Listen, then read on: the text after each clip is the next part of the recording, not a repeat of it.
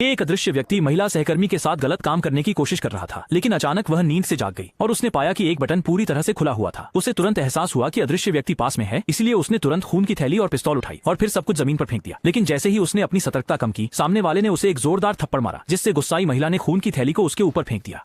फिर भी वह उसके बल के सामने बिल्कुल भी प्रतिरोध नहीं कर सका। न केवल उसे जमीन पर गिरा दिया गया, बल्कि उसकी पिस्तौल भी पूरी तरह से नियंत्रित कर ली गई। अंततः महिला की लगातार विनती के बावजूद उसने फिर भी हत्या करने का निर्णय लिया। इस समय अन्य लोग भी शोर सुनकर तुरंत बंदूक लेकर आ गए। दरवाजे में घुसते ही उन्होंने जमीन पर खून देखा और कोने में शांति से लेटी हुई लेकिन लोग अभी तक दुखी भी नहीं हो पाए थे कि अचानक से फांग ब्याओ ने पीछे से एक सहकर्मी पर हमला कर दिया और वह वहीं मारा गया। यह देखकर शाओशुआई तुरंत मदद के लिए आगे बढ़ा, लेकिन उसे भी फांग ब्याओ ने कमर में छुरा घूम दिया। फांग ब्याओ ने मौके का फायदा उठाकर कोल्ड स्टोरेज का दरवाजा बंद कर दिया ताकि उन्हें जिंदा ही ठंड से मार सके, जिससे दुनिया में कोई भी उसके अस्तित्व का पता न लगा सके।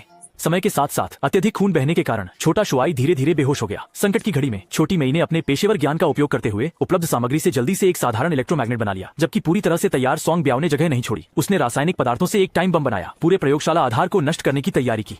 लेकिन छोटे मैग्नेट का उपयोग करके उसने हैंडल को खींच लिया और सफलतापूर्वक कोल्ड स्टोरेज का स्टील का दरवाजा खोल दिया। इसके बाद उसने छोटे शुआई को सुरक्षित स्थान पर खींच लिया और एक फ्लेम थ्रोवर ले आई। यह तय कर लिया कि वह सॉन्ग ब्याओ के साथ एक बार और हमेशा के लिए निपटेगी। सॉन्ग ब्याओ ने स्थिति को बिगड़ते देखा और तुरंत माफी मांगने लगा, लेकिन छोटे मैग्नेट ने उसे बोलने का मौका नहीं दिया और आग ने तुरंत उसकी नई पहनी हुई कृत्रिम त्वचा को जला दिया। हालांकि जब आग की लपटें बुझ गईं, बाहरी परत खो चुके सॉन्ग ब्याओ ने फिर से अपनी आकृति छुपा ली। जैसे ही वह भागने वाला था,